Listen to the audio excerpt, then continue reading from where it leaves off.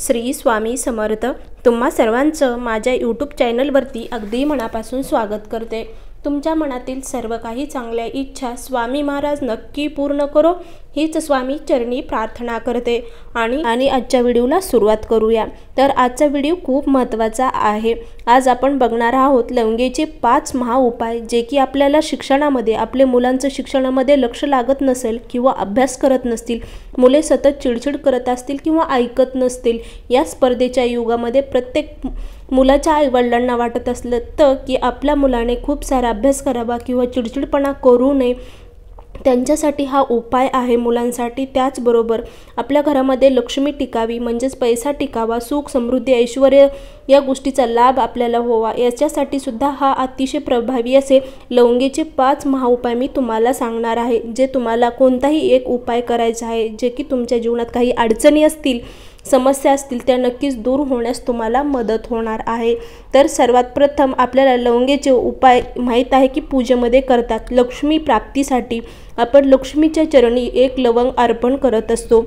तर सर्वात प्रभावी या लवंगेचा उपाय काय आहे, तर ज्यावेळेस आपण एखाद्या कामासाठी, आपल्या कोर्टाच्या काम असू द्या किंवा आपला एखादा इंटरव्ह्यू असू द्या, चांगल्या कामासाठी ज्यावेळेस आपण घरातून बाहेर पडत असतो, तुमचं कोणतंही महत्त्वाचं काम असू द्या, त्यावेळेस तुम्हाला काय करायचं आहे की ज्यावेळेस तुम्ही घराच्या बाहेर पडणार आहेत त्याच्या अगोदर 2 लवंग आपल्यासोबत ठेवायचे आहेत। एक लवंग आपल्या खिशामध्ये ठेवायची आहे, महिला असतील पर्समध्ये ठेवू शकतात।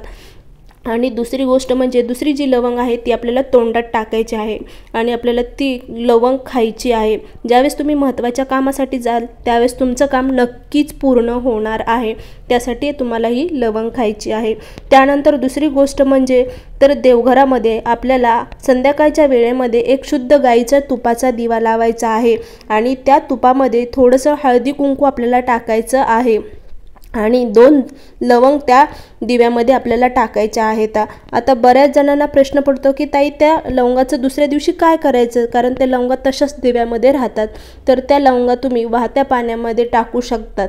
तर तुम्हाला हा उपाय अतिशय प्रभावी असा उपाय आहे। घरातील वादविवाद असू द्या किंवा लक्ष्मी प्राप्तीसाठी सुद्धा तुम्ही हे गाईच्या तुपाचा दिवा आपल्या देवघरात लावू शकतात।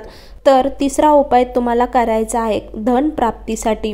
मंगळवारी मोहरीच्या तेलाचा दिवा आपल्याला संध्याकाळच्या वेळेमध्ये देवघरासमोर लावायचा आहे आणि देवासमोर हा दिवा लावल्यानंतर लक्ष्मी मातेला तुम्हाला प्रार्थना करायची आहे की माता लक्ष्मीने माझ्या घरामध्ये सुख समृद्धी ऐश्वर्य लाभो आणि तुमचा आशीर्वाद कायम माझ्या घरामध्ये, माझ्या घरातल्या व्यक्तीवरती राहो, ही प्रार्थना तुम्हाला देवघरासमोर करायची आहे।